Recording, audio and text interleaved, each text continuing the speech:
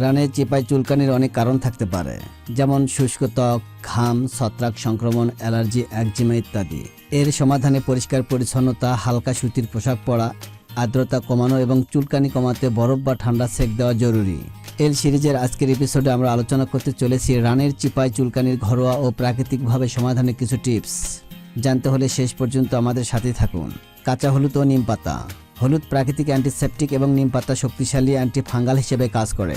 আর এই দুটি উপাদানের ব্যবহার পদ্ধতি হলো কাঁচা হলুদ এবং নিম পাতা একসাথে বেটে পেস্ট তৈরি করুন। এই পেস্ট চুলকানির স্থানে লাগিয়ে 20 থেকে 30 মিনিট রাখুন। এরপর হালকা গরম পানি দিয়ে ধুয়ে ফেলুন। দিনে অন্তত একবার এটি করুন। Aloe vera gel.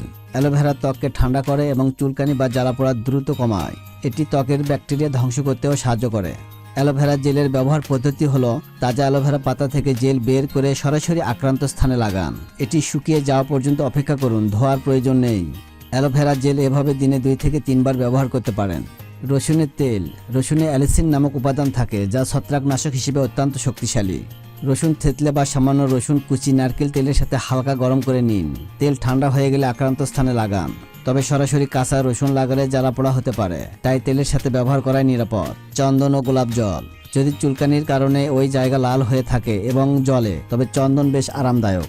চন্দন গুঁড়ার সাথে সামান্য গোলাপ জল মিশিয়ে পেস্ট তৈরি করুন। এটি লাগিয়ে রাখুন এবং শুকিয়ে গেলে ধুয়ে ফেলুন। এটি ত্বককে শীতল রাখে।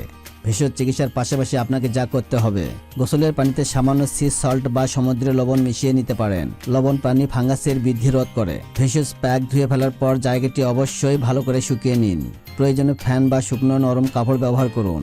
আর সবসময় সুতির এবং আরামদায়ক কাপড় ব্যবহার করুন। তো বন্ধুরা, এরকম ভিডিও সবার আগে পেতে চ্যানেলকে সাবস্ক্রাইব করে পাশে থাকবেন। ধন্যবাদ।